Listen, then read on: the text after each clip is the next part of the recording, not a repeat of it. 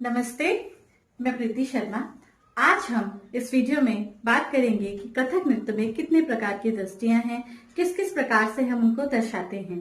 सर्वप्रथम मैं बताना चाहूंगी कि जो दृष्टि शब्द है ये संस्कृत भाषा का शब्द है जिसका अर्थ है देखना।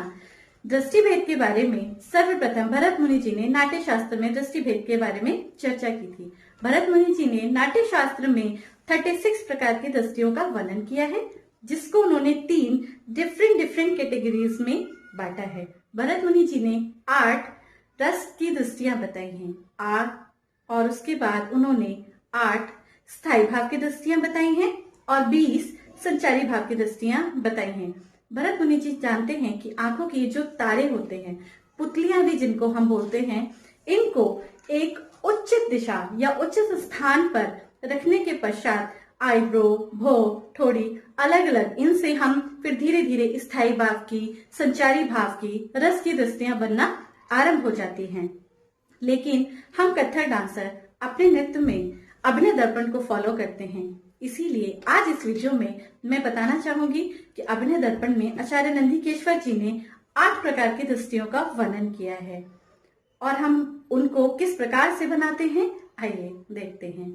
सर्वप्रथम दृष्टि है समदृष्टि। समदृष्टि का मतलब है जब आप डांस आरंभ करते हैं तो आपकी आंखों की पुतलियां न राइट में होनी चाहिए, न लेफ्ट में, न ऊपर होनी चाहिए, न नीचे होनी चाहिए। जब हम बिल्कुल अपनी आंखों की पुतलियों को बिल्कुल सेंटर पर स्थिर करते हैं उसको हम समदृष्टि कहते हैं। तत्पश्चात आती है अलौकिक दृष्टि। अलौकिक दृष्टि यानी कि जो हमारी आंखों की पुतलियां हैं इनको घुमा कर, आंखों की पुतलियों को घुमाकर चलती हुई वस्तुओं को देखने को हम अलौकिक दृष्टि कहते हैं। इसका प्रयोग हम कथक नृत्य में चलती हुई चीजों को दिखाने के लिए करते हैं। तत्पश्चात आती है साची दृष्टि। साची दृष्टि यानी कि आंखों के कोने से देखना। जो आपकी आंखों की पुतलियां हैं इनको बिल्कुल राइट में ले जाना, इसका राइट में ले जाकर स्थिर करना। अब कथक नृत्य में इसका प्रयोग कहाँ करते हैं?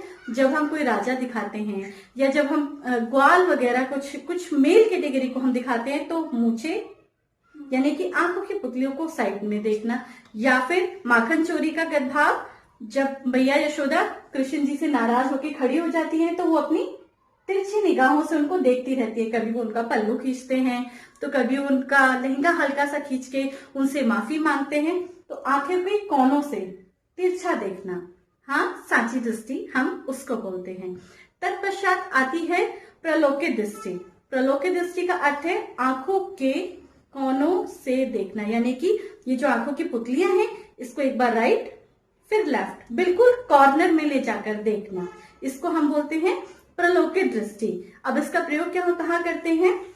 इसका प्रयोग करते हैं हम जब हम रास्ता देखते हैं, यहाँ जाऊं या वहां जाऊं, यहाँ जाऊं या वहां जाऊं। समटाइम्स हमारे साथ जब हम शॉपिंग पे जाते हैं तब भी ऐसा होता है, ये लूं या वो लूं, ये लूं या वो लूं। यानी कि जब हम किसी भी चीज की तुलना करते हैं तो हम प्रलोकित दृष्टि का प्रयोग करते हैं।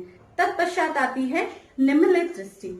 इसका प्रयोग हम कथक नृत्य में ध्यान अवस्था दिखाने के लिए करते हैं, यानी कि जब हम कहीं पर भी भगवान बुद्ध को दिखा रहे हैं या भगवान ब्रह्मा को दिखा रहे हैं तो हम निम्नलिखित दृष्टि का प्रयोग करते हैं। यानी कि आपकी जो आंखें हैं वो ना बिल्कुल बंद होनी चाहिए ना बिल्कुल खुली होनी चाहिए, अर्ध खुली आंखें। यानी कि जब आप ध्यान में होते हैं या आप जाप कर रहे हैं तो हमारी जो आंखें होती हैं ये पलके झुकने के बाद थोड़ी सी नीचे खुली रहती हैं, इसको निम्नलिखित दृष्टि कहते हैं। और इसका कथक नृत्य में हम प्रयोग ज्यादातर ध्यान अवस्था में, जब हम किसी को दिखाते हैं कि वो ध्यान अवस्था में बैठे हैं तो हम इस दृष्टि का प्रयोग करते हैं। इसके बाद आती है अलौकिक दृष्टि, यानी कि कथक नृत्य में जब हम अलौकिक दृष्टि कहाँ दिखाते हैं?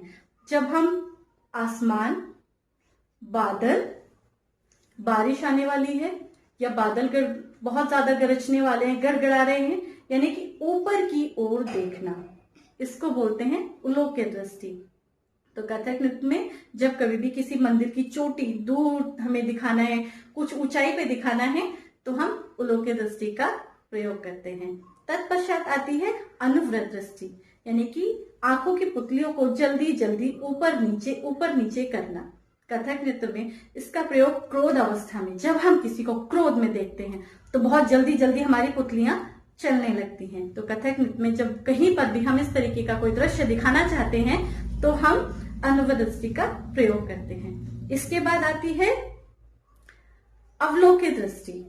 अवलोकी दृष्टि का प्रयोग हम कथक नृत्य में नीचे देखने के लिए करते हैं, यानी कि हम जब भी कभी परछाई या हम शर्मिंदा होते हैं या हम अपना शरीर निहार रहे हैं, जब हमारी आंखें नीचे झुकी होती हैं तब हम अवलोकी दृष्टि का प्रयोग करते हैं।